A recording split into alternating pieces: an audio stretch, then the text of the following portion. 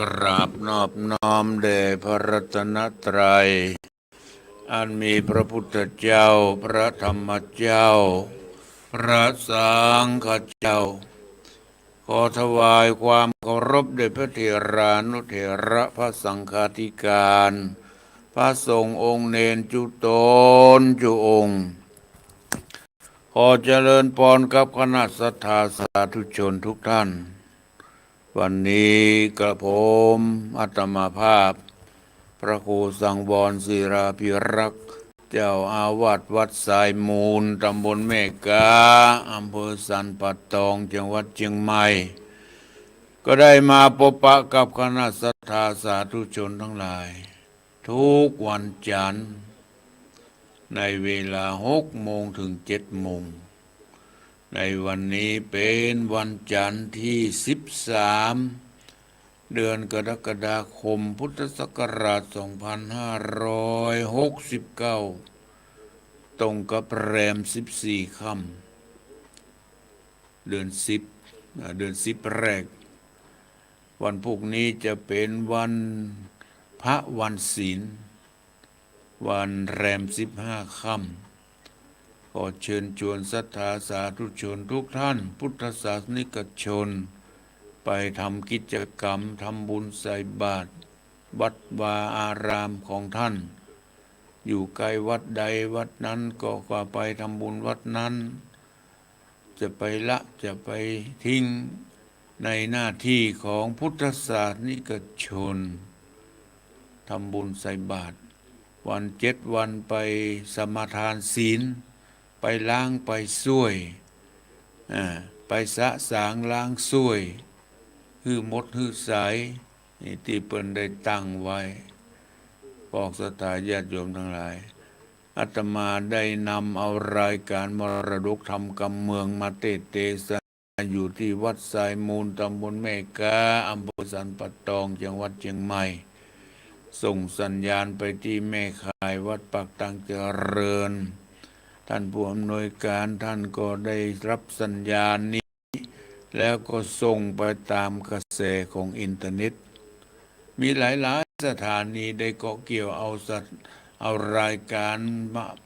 รายการมรดกธรรมกำเมืองไปออกอากาศกับพอออกสถาญาติโยมได้รับฟังทางสถานีวิทยุทุกที่ทุกแห่งที่ฟังอยู่ณขณะนี้จะเป็นจังหวัดใดเชียงใหม่เชียงรายลำพูนลำปางแป่น่านพะเยาเชียงรายนี่หลายๆจังหวัดปอกสถาญาติโยมทั้งหลายที่ฟังอยู่ณขณะนี้ก็ด้วยอาศัยจิตเป็นกุศลของเจ้าของสถานีวิทยุทุกที่ทุกแห่งได้เกาะเกี่ยวเอาสัญญาณนี้ไปออกอากาศคือกระปอกสถาญาติโยมได้รับฟังต้องขอบคุณอนุโมทนามาณที่นี้โดยขอบคุณท่านที่เปิดเครื่องรับฟังทางวิทยุทางทางไลน์ทางโทรศัพท์ก็ฟังกันได้เมื่อกดชื่อเข้าไปก็ได้ฟังกันได้รับฟังทั้งเสียงได้หันทั้งรูปภาพนี่ก็เป็นสมัยแห่งทางหนึ่งทางเทคโนโลยีขอบคุณทางแม่สายฝนจันกุณะแม่สลินทิพย์บุญเลิศที่ฟังทางเฟซทางไลน์ที่ทักมาช่วงแรกนี้ขอบคุณอนุโมทนาโดยอาตมาได้นำเอาพระธรรมเทศนาจาดกเรื่องมโนราปิดแก้วมาก็จบลงไปแล้วจบลงไปเมื่อวันจันทร์ที่แล้ววันนี้ขอนำเอาเรื่องใหม่มาคือหมูหินเคยฟังมาแล้วครั้งหนึ่งนะเมื่อประมาณ5-6 ปีที่ผ่านมาหมูหินนี่นะหมูหินก็กันคงจะลืมกันไปละเอามาทบทวนให้ครั้งหนึ่งการฟังธรรมนั้นย่อมได้รับอานิสงส์อย่างอีหนึ่งได้ฟังสิ่งที่ยังบ่เคยฟัง2ได้ฟังมาแล้วหลายครั้งหลายคราวแต่บ่เข้าใจชัด จะได้เข้าใจชัดยิ่งขึ้นเนี่ยอานิสงส์ของการฟังเป็นอย่างนี้หลวงพ่อศรัทธาญาติโยมทั้งหลายจะทำให้จิตใจผ่องใสเมื่อได้ฟังซ้ำๆกันเนี่ยฟังซ้ำๆกันจะได้ทำให้จิตใจผ่องใสหายสงสัยฟังมาครั้งแรกนั้นบอกให้ชัดเจนลืมไปเห็นแล้วเอามาฟังซ้ำๆกันได้รับผลคือได้ความแจ่มแจ้งในสติปัญญาเอาละพ่อศรัทธาญาติโยมทั้งหลายก่อนที่จะฟังหมู่หินนี่ก็ขอขอบคุณอนุโมทนาต่อศรัทธาที่ได้บูชากันเทศมาที่ปะกันเมื่อวานนี้ที่วัดโสภณารามห้วยงูในอำเภอฝางก็ได้ปะได้พบได้หันหน้าหันตากันในกัลยาณมิตรขึ้นสีขาวเพื่อชาวประชามาแสดงออกซึ่งพลังความสามัคคีกันก็มีศรัทธาที่ได้ปูจากันเทศมาก็มีพ่อบุญธรรมแม่รัตนาสังคำฟั่นบ้านปงหนองตำบลเวียงอำเภอเวียงป่าเป้าจังหวัดเชียงรายได้ปูจากันเทศมาพร้อมกับนั้นก็มีแม่น้อมสุภาวงศ์บ้านตาดจางเวียงหนองล่องก็ได้ปูจากันเทศมาโดยและขอขอบคุณแม่จงดีเชื่อกันทาได้ปูจากันเทศมาแล้วเอาของมาฝากตัวเฮ้ยมีน้ำจิตน้ำใจมีของมาฝากตัวขอขอบคุณแม่จงดีเชื่อกันทาที่อยู่ฝางขอขอบคุณตัวหลายๆท่านที่หันหน้าหันตากันบางครั้งบางทีก็ไม่ได้ทักทายกันขอขอบคุณและอนุโมทนาทุกท่านโดยที่ไปร่วมกิจกรรมถวายเทียนและยกสัพพทนของวัดโสภณารามห้วยงูในโดยเฉพาะท่านเจ้าอาวาสก็ได้ขอขอบคุณทุกท่านโดยท่านพระครูศรีรัตนคุณฝ่ายพระสงฆ์เจ้าภาพและญาติโยมทุกท่านที่ไปในงานนั้นโดยเฉพาะอุบาสิกาเจ้าภาพแม่กนกวันกนกพิษชัยนากนกพิษชัยนาหัวเรือใหญ่ฝ่ายอุบาสิกาก็ได้ต้อนรับเป็นอย่างดีขอขอบคุณทุกท่านที่ไปในงานนั้นบ่ลืมพระคุณของครูบาอาจารย์และอุบาสกอุบาสิกาที่ได้แสดงพลังความสามัคคีของคลื่นสีขาวเพื่อชาวประชาในโอกาสหน้าคงจะได้รับความเมตตาจากครูบาอาจารย์และศรัทธาสาธุชนกัลยาณมิตรทุกท่านเอาละเพื่อมือเสียเวลาก็ขอพวกศรัทธาญาติโยมทั้งหลายได้ตั้งอกตั้งใจสดับรับฟังพระธรรมเทศนาหมู่หินผูกแรกเป็นลำดับต่อไปนะโมตัสสะภะคะวะโตอะระหะโตสัมมาสัมพุทธัสสะเอวัมเมสุตังเอกังสะมายังพระกวาสาวัตถิยังเวงหารติเจตวันเนอนาถาปินดิกัสสะอารเมตตระโขภควาภิกขุอามันติเสสาธโว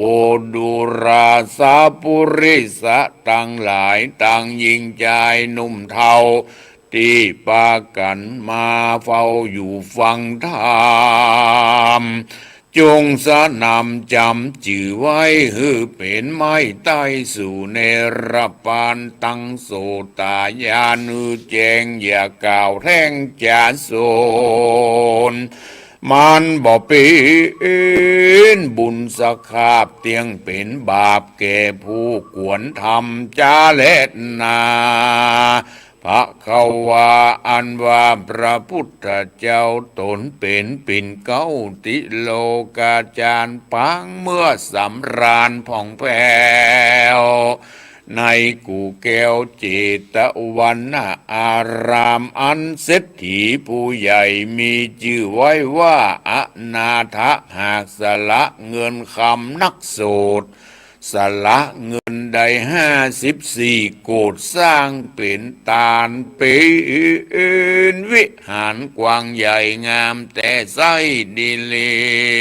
ยะตาและมีในกาละเมื่อใดดังอันตะตาในกาละเมื่อนั้นอันว่าเจ้าภิกขุทั้งหลายอันนั่งใหญ่เป็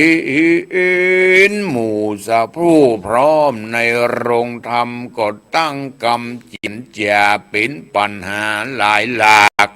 อันตุกผู้หากควรฟังว่าดังนี้ในโลกีแหล่งลาเหนือแผ่นนาปัทเวฝูงคนมีหลายลำบ่พร่ำพร้อมเพียงกันล้างคนวิบัติตันทุกยากล้างคนหากสุขสบายเงินคำหลายบ่ไรดูตั้งใจโภกาลางคนปัดบงสาพี่น้องบ่ตุกสุกตองเร่ร่อนลางคนปัดผัวเมียและลูกได้ถูกโศกาสงสารนี่นานอมันบ่เตียงรูปความเงี่ยงแผ่ผวนแต่และนาพระเขาว่าอันว่าสัพพัญญูตนผ่านแผ่วได้ยินแล้วยังกำจ่าแห่งเจ้าภิกขุทั้งหลายพระก็ผันผายวายนาสดีมาสู่สภากะศาลานั่งเหนืออาสนะอันตกแต่งแล้วจิ้งไขข้าอุบแก้วพุทธาว่าภิกขเวดุราภิกขุทั้งหลายอันเป็นสายอริยจาตเจือนักปราชญ์แตกอ่อนมาเอากันมาจ่าเยื่องใดไปตันแล้วพระตนแก้วมาจนใส่ลวดยังไว้บอดเจียนจาที่นั่นเจ้าภิกขุตนฉลาดก็โดยโวหารก็นมัสการขับไว้ว่าข้าบาทไทยตั้งหลายอันนั่งยายกันปีนหมู่พร้อมนาอยู่โรงธรรมเอากันจากกรรมมีชันนี้เลยว่าอ่านเมื่อนั้นพระพุทธเจ้าจิงเทศนาวานดุราภิกขุทั้งหลายอันเป็นสายอริยเจ้าอันตันเจ้าเล่าจากการบทใจจักหาอันมีแต่ในกาลบัดนี้สิ่งเดียวและในกาลและเมื่อก่อนก็หากมีมาสัพพสัตตาอันว่าสัตว์นาในโลกลางพองก็ตุกโศกโศกา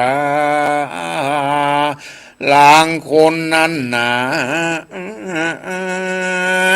หาพยาปัญญาบ่ได้ลางคนไร้เงินคำลางคนมีหน้านำกองก่อลางคนปัดป่อปัดแม่และเมียตนลางคนปัดลูกน้อยละห้อยวอนหาก็มีและนาว่าอันแล้วพระตนแก้วก็นำมายังจาตกะอันลวงแล้วมาติเตสนาว่าอติเตปารณสิยังพมตัตโตรัจจังกาเรสิดุราภิกขุทั้งหลายนิยายนี้จะกล่าวถึงเรื่องราวปารายังมีพญาตนหนึ่ง มีชื่อไว้ว่าพญาพมตัตราชาปีนพญาอยู่สร้างในเมืองกว้างชื่อว่าเมืองปรณสีจำเริญดีใจจ้าดังไพ่ฟ้าและมนตรีบ้านเมืองมีสลีจืน10 กาล้าน 10,000 หลังคาเรือนสุขเสถียรตัวห้องฝนหลังต้องตามฤดูหมากปูมีหลายหลากเข้าหักเจยบาทเข้าก้าหักเจยบานตั้งเป้าตานกล้วยอ้อยหยัดยายถ้อยเต็มเมืองหอคำเรืองสะอาดเต้าก็ฮืออามาตย์2 คนรักษาตนนางจันตะเตวีเมียเก่านั่งอยู่เฝ้าหอใจชื่อสุปิยะและสุจิตตะใจอ้วนอ่อนบ่หอนกล่าวกำพางเหมือนดังนางกาไวเมียน้อยนั่นเล่าก็ฮืออามาตย์เฝ้ารุมราผู้หนึ่งชื่อว่าสุทธะอามาตย์เป็นเชื้อชาติแม่กาไวมีจิตใจดำกำเศร้ากินแต่เหล้ากับลาบซาตึงหวานผู้หนึ่งชื่อว่าสุนันตะอามาตย์ก็เป็นเชื้อชาติเดียวกันมีเขี้ยวหันเขินปากมันหากขามคงตันก็เอากันอยู่เฝ้านั่งยังนางนอนเน่ากาไว้ก็มีงานเล็ดนาโสราชาอันว่าพญาปารณสีนั้นเมียเปียที่น้อยใหญ่บราวีฝูงเคาะบ่มีมาถูกมาตองในแห่งห้องตัวตนฝูงคนหานเหเฝ้าตุกคำเจ้าคืนวันนักกรังอันว่าเมืองใหญ่กว้างคนอยู่สร้างเกหาโขงอาณาจิ้มไกเวียงกว้างใหญ่คนคืนตั้งวันคืนเกี่ยวละตอดแป้งตูบกาดยาวรีของกินมีพร่ำพร้อมกองก็ร้อมตัวต่างของส้มของหวานมีทุกสิ่งเสื้อผ้ายิ่งเรืองไรเลือกตามใจมักใดสัพพะเครื่องใจนานามีเหลือตาหลายขนาดคนบ่ขาดเป็นสายหอเรือนยายเต็มไข่พ่อแม่ไก่ตึงตาลบ้านเมืองหันจมจืนสนุกตื่นเจยบานเสียงผางลางและงัวต่างดูบ่ห่างสักวันมาต่างหันลายหลากรถเกวียนหากเตียวดินคนซับเสียวสอดไฟเปล่าสาวน้อยไม้จึงแปลงเมื่อยามแรงเอวเล่นบ่หอนเบนสักวานเสียงคนนั้นบ่ขาดมีสุขมากนาจิ้นและปากกาถูกกล้วยอ้อยลูกเขือยาวเข้าสารเข้าเลือแลลูกไม้แผ่นำนาหามายามใดย่อมใดบ่หอนไร้ขี่สังเล่นนาโสราชาอันว่าพญาตนนั้นหาพุทธาพุทธีบ่ได้เต้าก็กึดไข่ไม่โศกาว่ากูนี่นะก็ชราแก่เท่ามีตาเต้าฟังมัวมีผมหัวก็มางอกมีเขี้ยวก็ออกเคลื่อนไหวก็บ่มีลูกสายใจไว้แตนสมบัติแก่นหายสูญเต้และนาในกาลนั้นอันว่าพญาตนยศใหญ่ก็เรียกเอานางนัทไทยจันตะดีวีอันเป็นเมียเก่ากับนางหนอนเน่าเมียน้อยอันมีชื่อว่านางกาไว้นอนเนาเฮือรีบเข้ามาหาเต้าก็มาอู้จาวัดดูรานางทั้งสองเอ่ย ตั้งแต่เราอยู่ที่นี่เมื่อนานเสียงจิตละการมามักใส่อายุปีก็ได้40 ปีหากพุทธิหาพุทธิพุทธาบ่ได้เพื่อหือไว้สืบเต้นเมืองกำเครื่องใจกูนี่มากจิงเรียกสองน้อยนาดมาหาจุงฮือสองปิมปาหน่อไทยแต่งขันเข้าตอกดอกไม้และเตียนคามแล้วไปสุมาตานเอาศีล8กดแขวดเสียงตัวตั้งมวนแล้วจวนกันวันไว้ซึ่งเต้าไทยอินตาขอเอาพุทธิพุทธาหือใดเพื่อไว้สืบปาราแม้นนางใดพาธนาและได้ยังลูกไทยใจรามกูจักวางยังเมืองและภาษาทฮือนั่งอาจเสวยเมืองจาเลตนานางทั้งสองอันเป็นมเหสีก็มากระทำดีตามกรรมเต้าไทยเอากันน้อมไว้ซึ่งเต้าอินตาตั้งพญาพรหมอยู่ฟ้าทวนหน้าอยู่เทวันดาวขอบุตรลูกชายผู้องค์อาจเพื่อเสวยรัฐแดนเมืองเดชตึว่าอันเมื่อนั้นพญาอินตาตนผ่านแผ่วหูแล้วยังกำผาธนาจึงเข้าไปหาเทวบุตรตนวิเศษอันจักดาเสียงเขตอายุไปบนวาดุราเทวบุตรตนพาเสดเจ้าจุงลงไปเกิดในต้องนางจันตะเทวีในเมืองปาราณสีใหญ่กว้างเพื่อเป็นเจ้าจ้างเสวยเมืองเดชเตอตะตาแล้วเราก็เข้าไปหายังเทวบุตรตนองค์อาจอันจักดากอยกาจากเมืองบนวาดุรานางเทวันดาตนสักสวดนางจุงก้อยกาดลงไปเอาปฏิสนธิในต้องเกิดในต้องนางกะไวเมียสายใจรักยิ่งแห่งเต้ามิ่งราชาในปาราณสีใหญ่กว้างปีนลูกเจ้าจ้างเสวยเมืองเดชเตอกันขุนอินตาสั่งแล้วก็สดิดไปสู่ที่ผาสัตว์แก้วที่อยู่แห่งตนก็เมียนเล็ดนาตะโตปัฏฐายาแรกแต่นั้นไปนานับว่าใดจิตวันนางจันตะเทวีนอไทยก็มาได้นิมิตความฝันว่าหันมันนีแสงดวงวิเศษลุกจากเขตห้องเมืองบนโตอกลงใส่อกตนนางนอไทยนางก็กำเอาไว้ยังมันนีแสงบ่มีแห่งแตกบางแล้วเมียพระเจ้าจ้างก็สะดุ้งตื่นมึนตากันว่ารุ่งแจ้งมาแล้วนางแก้วก็ไปไหว้ศาลยังพญาตูนเป็นเจ้าไข่บอกเล่ากำฝา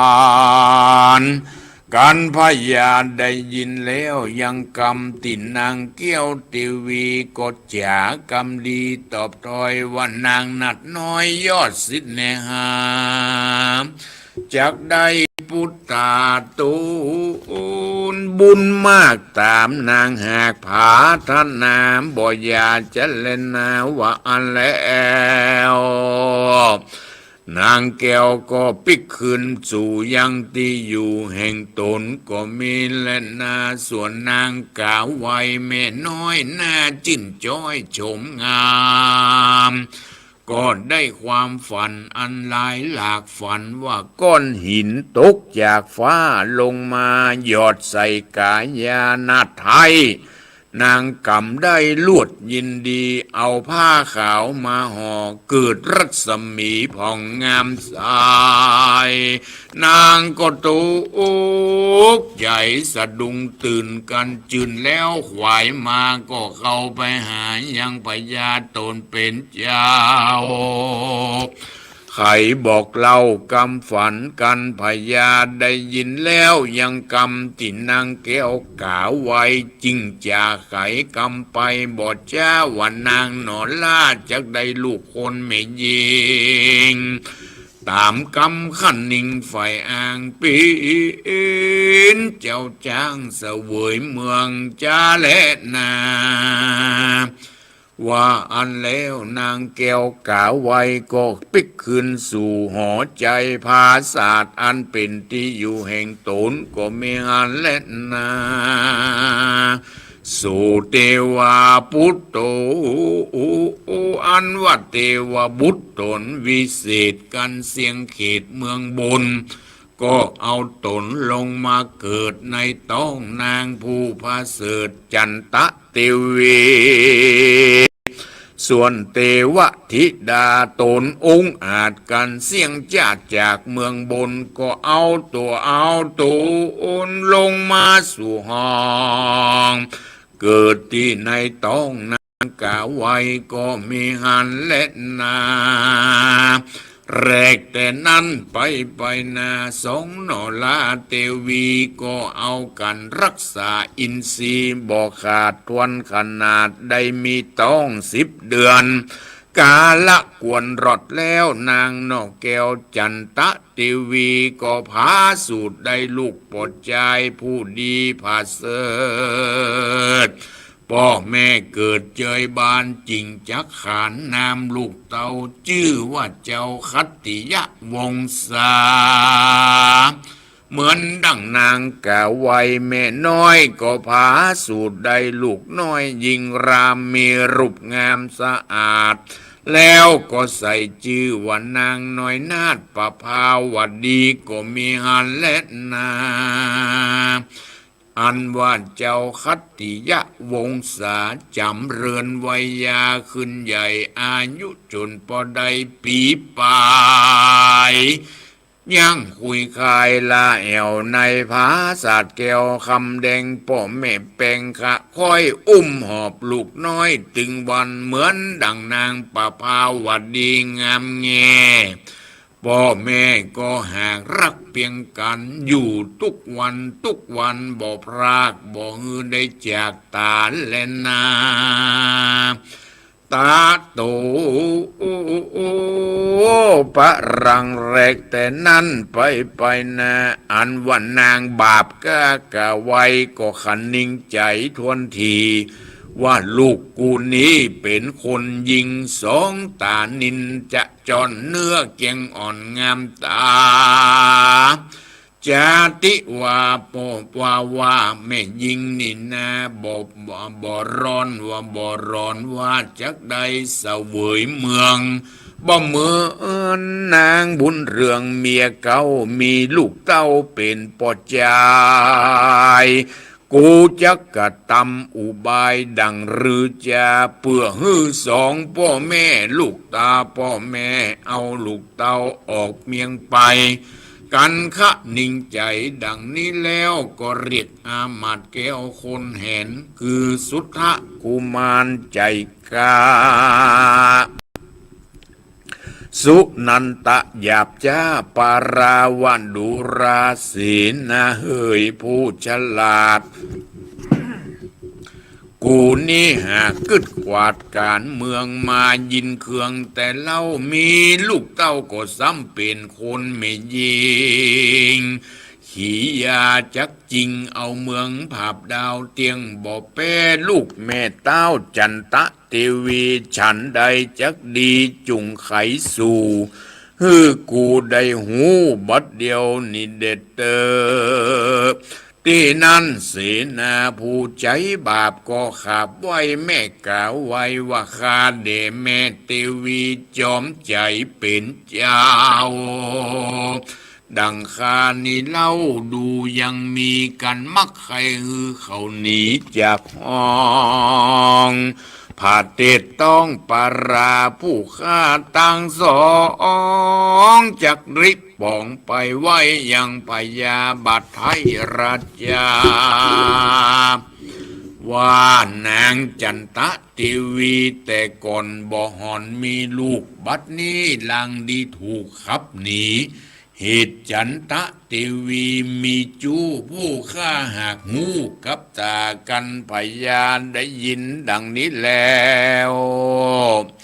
ต้าวตนแก้วเตียงขับมันหนีนังก็จักได้เป็นทีวีนั่งห้องขออย่าได้ละคาพี่น้องมองได้จุงขนขวายหือใดอยู่ที่ใกล้เป็นขุนเมืองเด็ดเตอเมื่อนั้นนางกะไว้ใจบาปก็ตบมือดะปากว่ากรรมนี้หากดีหลายและว่าอันกันสองเสนาเก่าแล้วก็เอากันกากันแก้วลงมาแล้วเขาเข้าไปหายังพญาตนใหญ่คุกเขาไว้วันตาว่าข้าเดมหาราชเจ้าตนนั่งเก้าผาปาราผู้ข้ามาอาสาขับไว้ขอพระบาทไทยจุงขุนนาบัดนี้นางพญาแห่งเจ้าคือนางหนอนเน่าจันตะเทวีเมียเก่าใจบ่ใจบ่ดีมักบาปเอาสุปิยะอามาตนอนตวยแต่ดื่มอ่อนหาลูกบ่ได้บัดนี้ใส่ลูกป้อยเกิดมาเหตุนางพญาเป็นเจ้าใจหมุนเศร้าสามานบ่เมินนานก็จักมีลูกแถมเล่าบ่ใจลูกพญาเจ้าสักกามหากเป็นลูกอ้ายอาธรรมใจบาปคือเป็นลูกสุปิยะอามาตย์คนหารบอกควรพระผู้บานเป็นเจ้า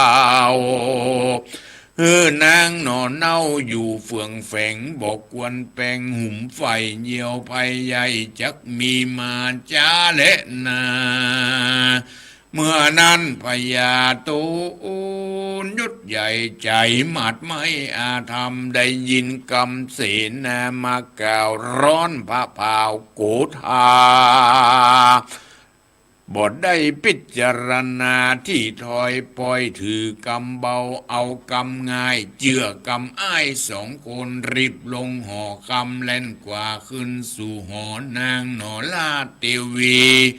ว่าอิกาลีกินนรีใจบาปมึงเล่นจุกจากตนกูอีสัทธารูใจสาวแล้วจักเก้าผมนางตื่นลาบเ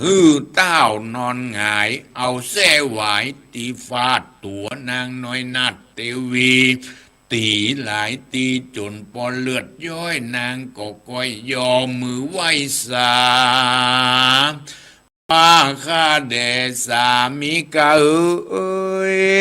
เป็นเจ้าข้าน้องเน่าบ่ได้กระทำผิดการมิจฉาจารตั้งบาปขออย่าขนาบุบตีขอไว้ชีวีแห่งข้ากับลูกน้อลาใจเดียวนางเกี่ยวร้องให้จะใจรำวอนข้างที่นั้นฝูงนางกล่อมใจก็ไหลหลังกันมาไว้ยังพญาตนเป็นเจ้าว่าข้าแด่พระเป็นนางเก้าผาปาราอันว่าแม่ติวีนินาหากความผิดบ่ได้ข้ากล่อมใจ16,000บ่มีภัยหันสักผู้พวกดาบอยู่ฟังหอเฝ้าหอก็บ่มีภัยหาอันสักเผ่าขอพระเป็นเจ้าจุงลดโทษเมตติวีจุงผ่านนี้ลูกเต่าพงหนุ่มเนาพุทธจอมปุ่นจมยังกินนมบ่พรากเจ้าน้อยหากดีแปง ตั้งวันแรงคำเจ้าติดวันแม่เจ้าจุวันขอพระนักธรรมภายโพธจุงงดโดดแก่เตวีเดดเตอกันพญาได้ยินแล้วจริงจักจวนนางนอเกี้ยวเทวีแล้วรีบหนีไปสู่ยังที่อยู่แห่งตนก็มีอันและนาอันว่านางเทวีนอไทยจิบบาดไม่นอนข้างนางกัญญาเล่นควักไขว่หายามาใส่เทวีจากกรรมดีอ่อนอิงหลายวันจริงแควนมาตาโตโอปะรังทัดแต่นั้นไปนาเมื่อเจ้าโนลาคัตติยะวงศาอายุได้2 ปีปลายควบเขานางโนเนาจันตะเทวีตูนบุญมีมากมันมากก็ฝันหลากอัศจรรย์คือฝันว่าจ้างเผือกแก้วงาขาวลุกแต่ดวงดาวอากาศลงมาสู่ภาษาทหอคามนางก็กำเอางวงจ้างแล้วกำได้แล้วลวดสะดุ้งตื่นกำเดียวนางตาเขียวเจ้าแม่ก็กึดแผ่ในใจว่าจะได้ลูกชายผู้องอาจอันอินตาธิราชหากยอปัญจะเล็ดนาว่าอันแล้วนางนกแก้วก็รักษาตนดีบ่ขาดบ่ประมาทสันดานเจ้าตนคานอยู่ต้องบ่นักหนองกายาผิวพรรณงามมาเหลือเก่าบ่หมุนเศร้าเสียสรีก็มีอันและนากันต้องได้10 เดือนบัวระมวนกวนกาดก็ผาสูตรได้ลูกน้อยนางงามดีฝูงญาติมาตามวลทวนนารับเอาด้วยผ้ากูเจ้ากันอายุเจ้าได้เดือนเต็มควายจริงใส่ชื่อว่าเจ้าปรมัจจาริมีลักษณะดีงามอาจเลื่อนล้วนงามทุกต้วนจึงใจมีลายลักษณะอันผาเสริฐเกิดที่ฝ่าตีนและมือตั้งกูลายจักอยู่เสมอกันคนใดหันก็ว่าเจ้าตนบุญใหญ่จักได้ภาพจมปูจักได้ปีนสัพพัญญูตนหนึ่งไปนาเขาก็ว่ากันอย่างอีจุคนส่วนว่าพญาตนเป็นพ่อก็ไปพอจุวันก็มีงานเล่นนานิติตังขียาสังวันนาวิเศษจ้าห้องหีดยังหมูหินผูกต้นก็บังโคมสมเรศดีพระธรรมเทศนาเรื่องหมูหินผูกแรกก็จบลงเพียงแค่นี้พวกศรัทธาญาติโยมทั้งหลายที่ฟังจบลงไปในทำนองแบบพื้นเมืองเหนือก็พอจะสรุปใจความโดยย่อๆได้ดังนี้หลังจากที่พระพุทธองค์ได้พักอยู่ที่เจตวันมหาวิหารก็ได้มีพระภิกษุสงฆ์มาพุทธาถามพระพุทธเจ้าว่าคนเฮาที่เกิดมาในโลกนี้บางพ้องก็มีความสุขบางพ้องก็มีความทุกข์มาเหมือนกันมีกันต่างๆนานาเพราะเหตุใดจะพระพุทธองค์จึงยกเอาเรื่องในอดีตชาติมาเทศนาให้พระภิกษุสงฆ์ทั้งหลายที่มีความสงสัยที่มาถามว่าในครั้งหนึ่งที่มีเมืองปารณสีมีพญาพมทัตเป็นพญาเจ้าเมืองมีปัจจนาราชเป็นอันมากปกครองบ้านเมืองด้วยมีศีลมีธรรมฟ้าฝนตกต้องตามฤดูกาลพญาพมทัตนี้มีมเหสีอยู่2 คน มเหสีคนเก่าหรือภรรยาคนเก่าชื่อว่านางจันตะเทวีส่วนเมียคนที่สองหรือมเหสีคนที่สองชื่อว่านางกาไวเอ้ย นางกาไวนางเมียทั้งสองต่างก็มีอามาตย์ดูแลรักษาอยู่นางจันตะเทวีเมียเก่ามีอามาตย์สุปิยะและสุจิตะมีบูเดมีอามาตย์สองคนดูแลรักษาความปลอดภัยส่วนนางกาไวล่ะมีไผส่วนนางกาไวมีสุทธอามาตย์และสุนันตอามาตย์ต่อมาพญาพมทัตก็ได้ห้องเมียทั้งสองมาปรึกษาหารือว่ามาเดี๋ยวนี้เฮาอยู่ด้วยกันมาก็เป็นเวลาอันเนิ่นนานหลายขวบหลายปีแต่บ่มีลูกบ่มีภัยที่จะมาสืบบ้านแต่นเมืองเฮาก็แก่ขึ้นมาตึงวันนี่เฮาก็บ่มีลูกขอสู่เจ้าทั้งหลายได้รักษาศีลเมตตาภาวนาตั้งสัจจะอธิษฐานต่อเทพไทยอินตาเนอสู่ไปปฏิบัติตัวให้ดีรักษาศีลเมตตาภาวนาปฏิบัติและอธิษฐานเอาลูกเนอเพื่อจะได้มีญาติแต่ขกุลมาสืบบ้านแต่นเมืองกันหลังจากนั้นมเหสีสองคนนางจันตะเทวีและนางกาไวต่างคนก็ตั้งไปอธิษฐานต่อเทวบุตรเทวดาขอ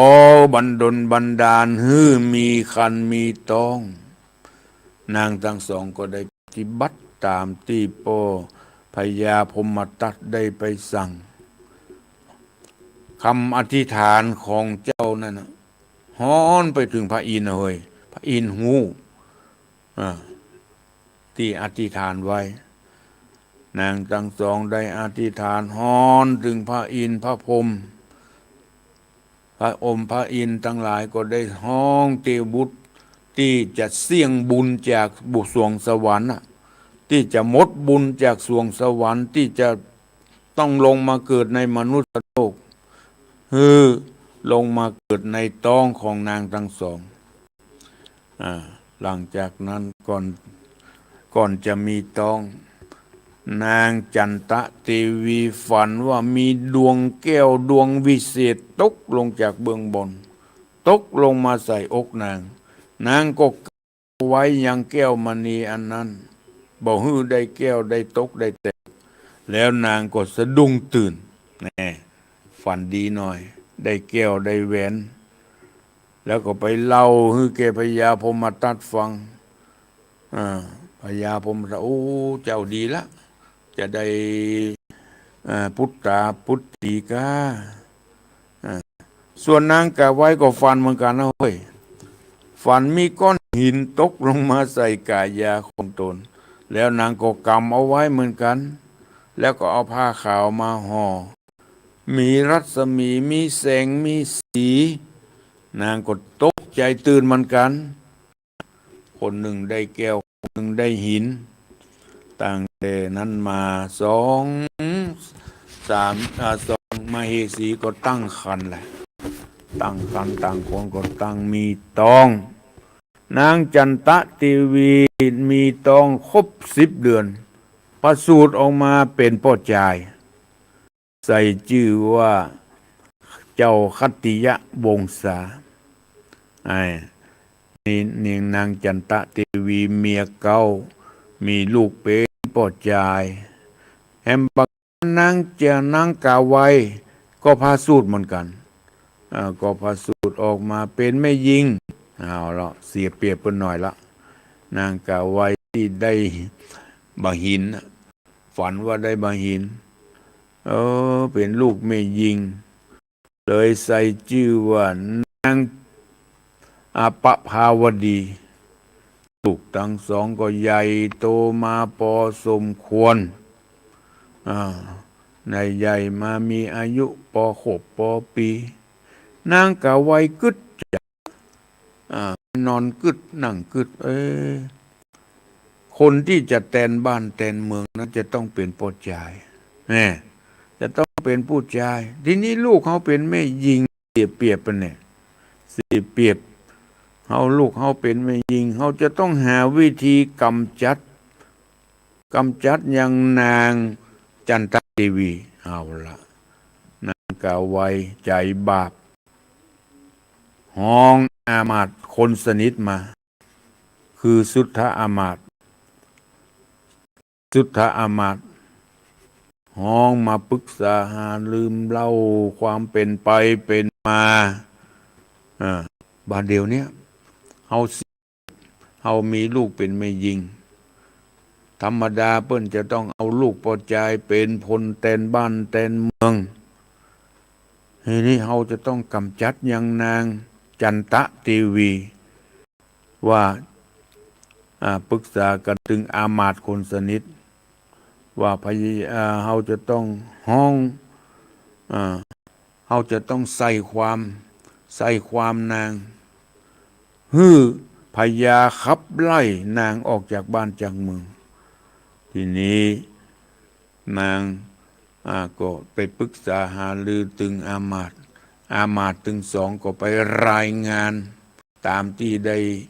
นางกล่าวไว้แต่งเรื่องขึ้นว่านางจันทเทวีเนี่ยเป็นจู้กับอามาตย์ใช่ไหมที่มีลูกปอจายนี่นะไม่ใช่ลูกของพญาพมทัตเนออีโล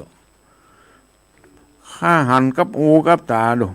ว่าเป็นเรื่องเป็นตุเป็นตะว่าอย่างนั้นข้าหันกับหูกับตาเนี่ยว่านางจันทเทวีนี่นะไปสมสู่กับอามาตย์ที่เป็นคนรับใช้นั่นนะพญาพมทัตก็บ่ได้สอบบ่ได้สวนบ่ได้ทำใจอารมณ์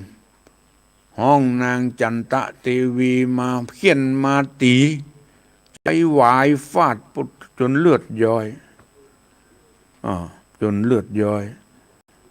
ลงโทษลงทันปุดโตนางจะเป็นตายร้ายดีอย่างใดพอออกจะตายญาติโยมทั้งหลายนางจะเป็นตายร้ายดีอย่างใดก็ให้ติดตามรับฟังยังมูหินตอนต่อไปสำหรับวันนี้ก็ขอยุติพระธรรมเทศนาไว้เพียงแค่นี้เรื่องราวของมูหินจะเป็นอย่างไรนั้นก็ติดตามรับฟังต่อไปเวลาที่เหลือนี้ใครจะโทรมามาจ๋า0812898992นะ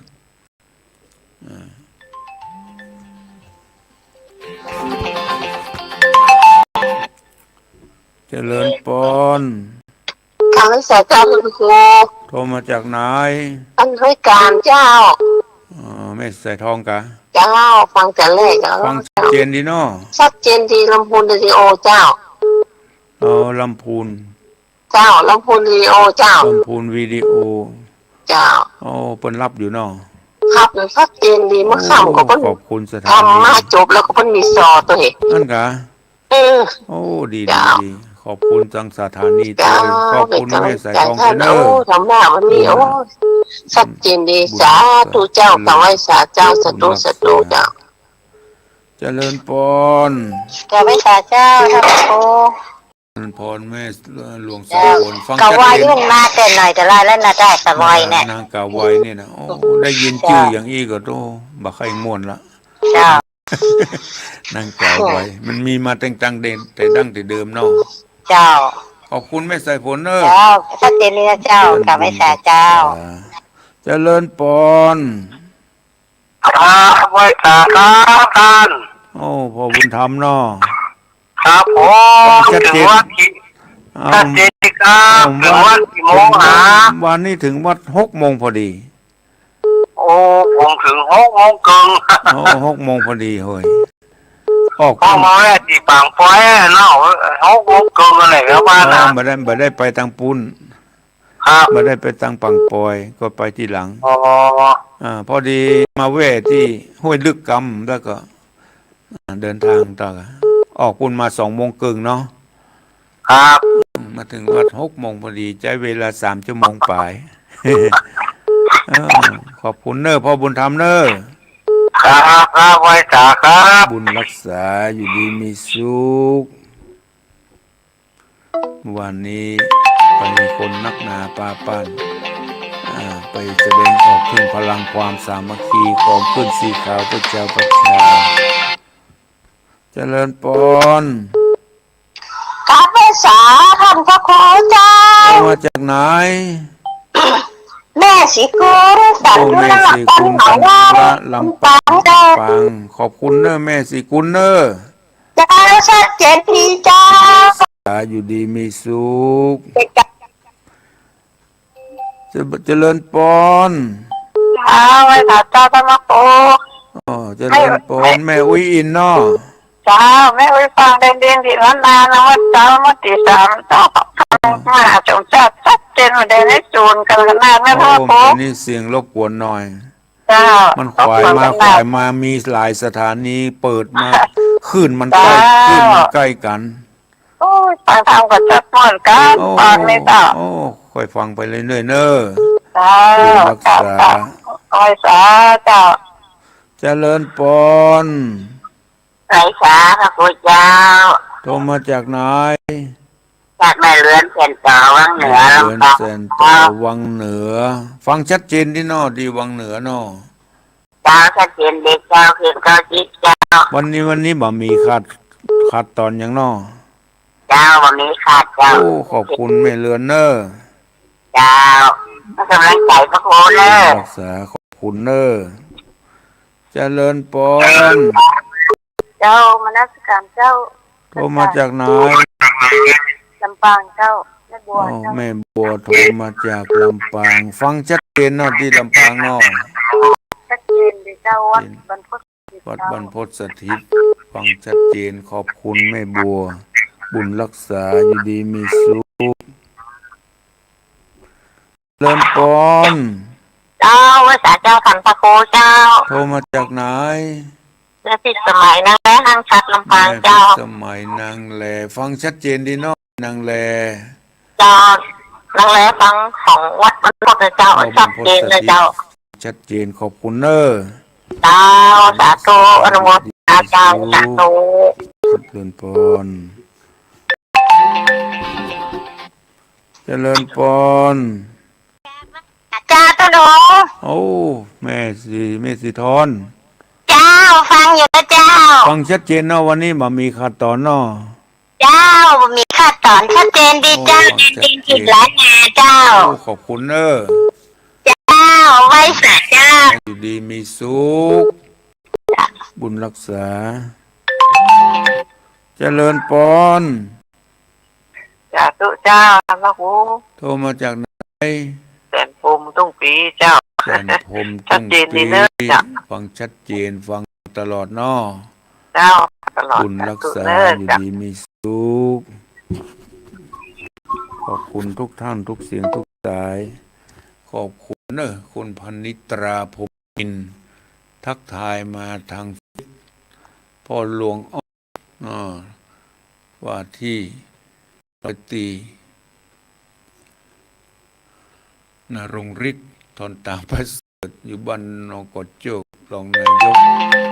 ที่ทางเพศทางสายแม่อัมพรโลหะประนอมกันทวงศ์